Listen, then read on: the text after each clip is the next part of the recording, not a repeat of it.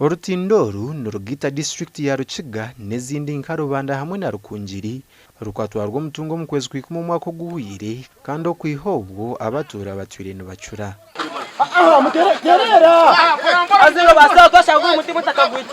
Traders take wrong route to reach Kashambe.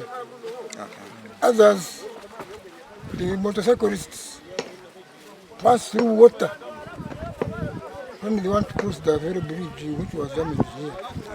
Itabavugi ba boda turabona turateganisibwa munonga jingutu apa turanza twayitorora mu muruka wa Gafunja turaza kakashanje ninga turaza gwa mucucu ha district turetorora muri Rukungiri. Bembeze ko twababuza batugira ngo bakine mu plan konka batatu yambireho mbwenu batatugire ngo katujeriza tubateraho nkaho kurabira. Roland ndiyo mjenyi oriyo mnyishengero wa RUKIGA nagira ngo Orutindo rwakorwa baza kugaruka mu batereza imishuburo yabo.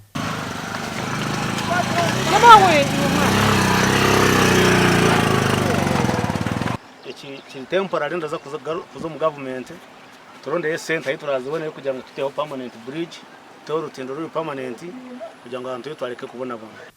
District ya RUKIGA ni mwa district ziryo mu cyanga cya Kigezi aho inguto ziryo mu muringo mubi gashakwa Job na Manya. Ni cyejo tumaja